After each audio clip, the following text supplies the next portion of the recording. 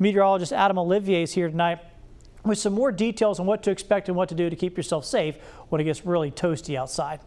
Yeah, that's right, Matt. We are tracking some warm temperatures, as you just mentioned. And of course, you know, it's summertime here along the Gulf Coast. We're used to the hot temperatures, but the thing with the heat is it really takes a while for our bodies to build up a tolerance to that heat. And eventually we start getting used to that. But as the temperatures rise and we get more humidity into the air, it can cause us to be more susceptible to heat stroke. And that's very important at this time of the year. And especially as we get closer towards the 4th of July, we have to be really cautious because a lot of us are going to be out and about. Let's take a look at some of these signs of heat danger, because some of them, they may not be that noticeable. I mean, there's a lot of times that we just feel confused outside, or we feel a little dizzy, and even we may get a headache in the afternoon. That may not tip you off that you're having a heat stroke issue there, but they are the precursors to that. Now, of course, some more obvious ideas about heat stroke are fainting, nausea, or vomiting. If you see someone that's dealing with those, that means that you need to get medical attention right away, because they are in the process of seeking or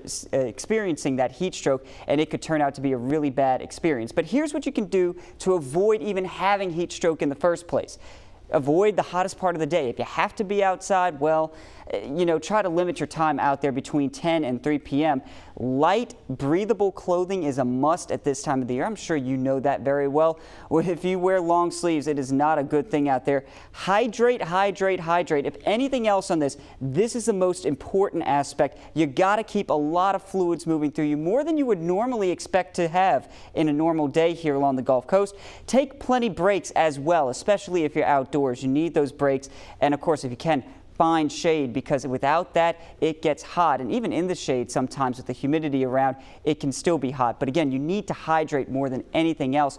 Of course, as the 4th of July does come up, we will be tracking those warmer temperatures, which means you need to stay on your game just in case someone around your area has heat stroke, and you need to know those signs. That way you can get them treatment if necessary. Lenise?